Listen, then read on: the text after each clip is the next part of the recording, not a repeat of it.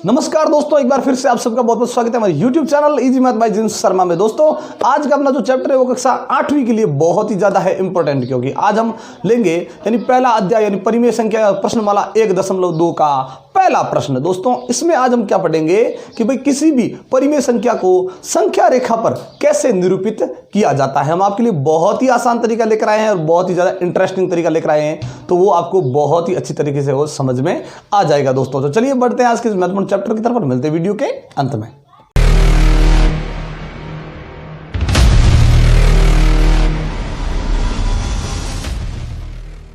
दोस्तों आज की इस वीडियो को शुरू करने से पहले हम आपको ये बता देते हैं कि इससे पहले भी हम परिमेय संख्या अध्याय से संबंधित कई वीडियो ला चुके हैं। उन सभी के लिंक हम नीचे डिस्क्रिप्शन में दे रहे हैं, उन वीडियो को देखना मत भूलिएगा दोस्तों। तो चलिए आज के इस प्रश्न को करना क्या है। इस प्रश्न में ध्यान रखिए दोस्तों, निम्नलिखित परिमेय संख्याओं को संख्या रेखा पर निरूपित कीजिए। किसी भी संख्या रेखा पर किसी भी परिमेय संख्या को दर्शाने के लिए दोस्तों आपको पहले यह पता होना जरूरी है कि आखिर इस संख्या का स्थान कहां पे हो सकता है, यह संख्या कहां पे आ सकती है।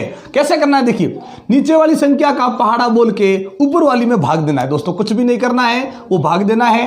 4 का भाग दिया 7 में, 4 एकम 4, 4 दूनी 8, 8 तो ज्यादा हो जाएगा। भाग कितनी बार गया, केवल एक बार, पूरा तो नहीं गया।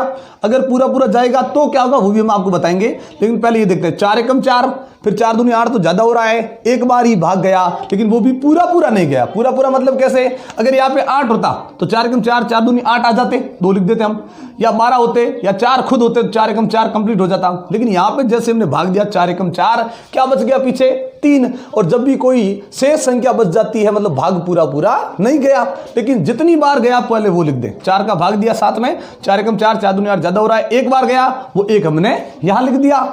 जो आपने लिखा उससे ठीक अगली संख्या अपने मन से लिख दो, कुछ भी नहीं करना है। 4 का भाग दिया 4 एकम 4, उससे ठीक अगली संख्या अपने मन से लिख दे। 1 के आगे क्या होती है, 2 ही होती है, तो 1 और 2 के बीच में कुछ भी नहीं किया हमने, केवल हमने भाग दिया है पहाड़ा बोल के। नीचे वाली संख्या का पहाड़ा बोला, भाग दिया, एक बार गया वो पूरा नहीं गया, तो इससे अगली संख्या अपने मन से लिख दो। यानी ये संख्या आएगी कहां, 1 और 2 के बीच में। अगर मान लीजिए यहां पर 8/4 होता, 4 का हम भाग देते, 4 दूनी 8 हो गए। 8 होने के बाद कुछ भी नहीं बचाना, इसका मतलब ये जो संख्या है उसे हम लिखेंगे 2 पर। आगे वाली अपने मन से नहीं लेनी है, आगे वाली तो कब लेनी है, जब यहाँ पे भाग दिया और भाग पूरा नहीं गया। जितनी बार भी गया उससे ठीक अगली संख्या अपने मन से लिख दो। लेकिन पूरा भाग चला जाए तो फिर वो जो उत्तर आया ना उसी संख्या पर आपको ये भिन्न मिलेगी। चलिए करते हैं, इसमें करना कैसे है तो पता चल गया 1 और 2 के बीच में।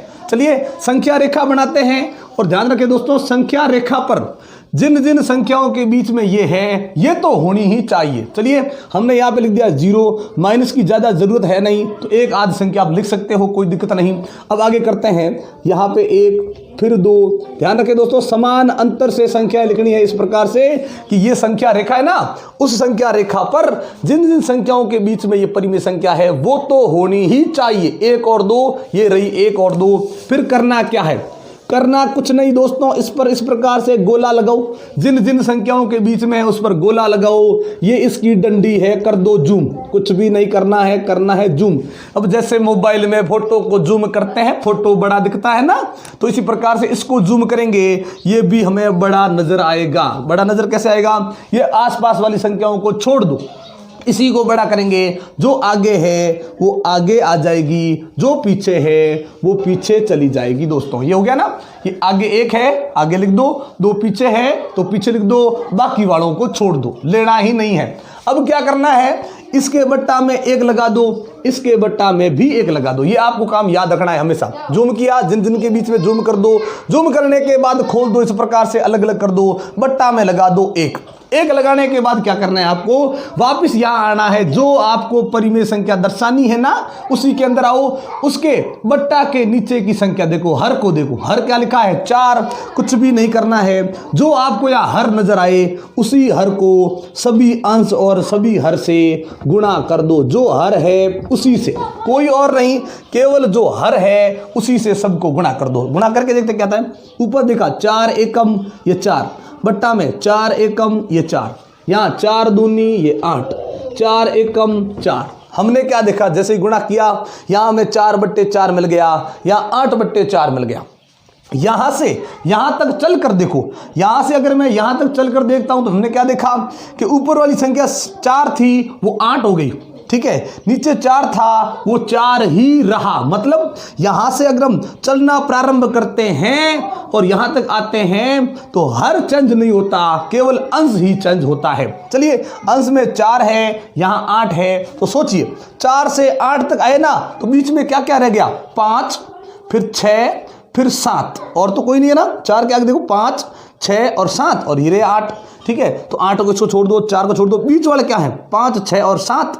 लेकिन 5, 6 और 7 कितनी संख्या है, 3, तो इसके बीच में 3 बिंदु लगा दो, वो भी समान दूरी पर। दोस्तों ध्यान रखें, समान दूरी पर 3 बिंदु लगा दो। लिखना शुरू करो, 4 से आगे ये 5, फिर ये 6, ये 7, ये रहा 8। शुरू से अंत तक गए, हमने सारे अंत पता लगा लिए और सब अंशों को लिख दिया। बट्टा में क्या है 4, 4, मतलब शुरुआत से लेकर अंत तक ये 4 ही है और कोई संख्या नहीं है। अब सोचिए कि जो हमें 7/4 बोला, क्या वो आया? ये देखिए, ये रहा 7/4, ये हमें मिल गया। इसका क्या दोस्तों, आंसर। यानी यही संख्या रेखा पर निरूपित करने का तरीका है। जिन संख्याओं के बीच में है उनका कर दो जूम, पहले और अंत में लिख के जो हर में है उसको सबसे गुणा कर दो। गुणा करने के बाद अंश को देखना है, क्योंकि हर तो कोई चेंज है ही नहीं, हर में तो 4 का 4 ही है।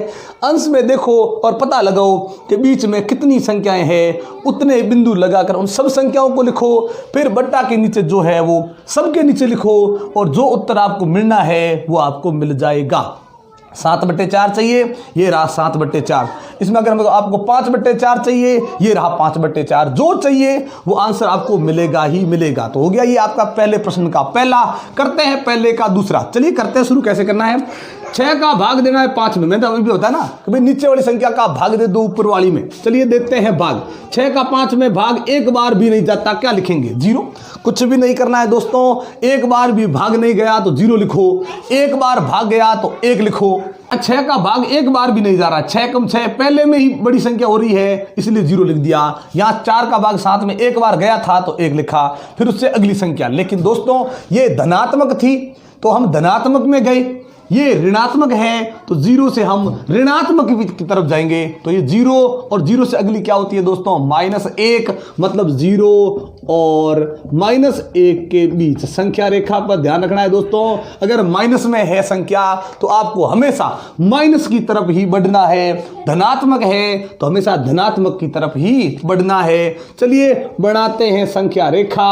लेकिन दोस्तों ध्यान रखें, जिन जिन के बीच में है वो तो होनी ही चाहिए। यहां धनात्मक की जरूरत नहीं है ना, इसलिए 0 यहां लगाया। धनात्मक में आप एक आध संख्या लिख दो, कोई मतलब नहीं, लेकिन हमें माइनस वाली तो 1-2 संख्या आपको लिखनी ही चाहिए। और जिनके बीच में है वो तो होनी चाहिए। 0 और -1, ये रहा 0, ये रहा -1, इन दोनों का कर देंगे जूम। जूम करके करते हैं बड़ा, देखते हैं इसको बड़े रूप में। चलिए भाई बड़े रूप में देखते हैं कि क्या मिलता है हमें। आगे क्या लिखा है दोस्तों, -1, तो आगे वाली संख्या को हमेशा आगे ही लिखना है, जो पीछे है उसको पीछे ही लिखना है। जूम किया, बाहर वालों को छोड़ दो। ये कर दिया इस प्रकार से, बट्टा में लगाओ 1, बट्टा में लगाओ 1। अभी तो हमने बताया था बट्टा में 1 लगा दो। फिर क्या करना है, बट्टा में 1 लगा के फिर ऊपर जाओ, जो हर है उसी हर को सबसे गुणा कर दो। बट्टा में 6 लगाया हुआ है ना, गुणा 6, फिर गुणा 6, गुणा 6, गुणा 6। कुछ भी नहीं करना है, सबको 6 से गुणा कर दो। यहाँ 6 से गुणा किया तो 6 कम 6, लेकिन 1 माइनस है आगे तो गुणा में माइनस का माइनस रह जाएगा, नीचे हो गया 6 एकम 6। 6 को 0 से गुणा करेंगे 0 ही आएगा, बट्टा में 6 एकम 6। हमने हरों को देखा तो 6 का 6 ही है, लेकिन अंशों को हमने देखा तो क्या है दोस्तों कि यहाँ पे -6, यहाँ 0। अब ध्यान रखिए दोस्तों, हम माइनस में हैं, हम धनात्मक वाली संख्या में नहीं है। अब -6 है और यहाँ 0 तक जाना है तो क्या आएगा, -6 से -7 नहीं आएगा, क्योंकि माइनस में 7 तो इस तरफ जाते हैं होता है। ये -6, -5, फिर -4, फिर -3, फिर -2, फिर -1। ये सारी संख्या इन दोनों के बीच में है, तो सारी की सारी संख्या कितनी होगी, 5। तो 5 बिंदु लगा देते हैं, 1, ये 2, ये 3, ये 4, ये 5 बिंदु लगा दिए। -6 से लिखना शुरू करो, -5, फिर -4, फिर -3, फिर -2, फिर -1। क्रम नहीं तोड़ना है दोस्तों, क्रम है वो सही होना चाहिए। तो हमने क्रम को बिल्कुल सही रखा कि भाई -6 से इस तरफ जाते हैं तो -5, -4, -3, -2, -1 और ये आगे 0। बट्टा में देखें, यहाँ बट्टा में 6, यहाँ बट्टा में 6, मतलब बट्टा वाली संख्या चेंज नहीं होगी, वैसे की वैसी रह रही है ना। भाई शुरू से अंत तक देखा, सब में 6 है तो बीच में क्या होगा, 6 ही होगा।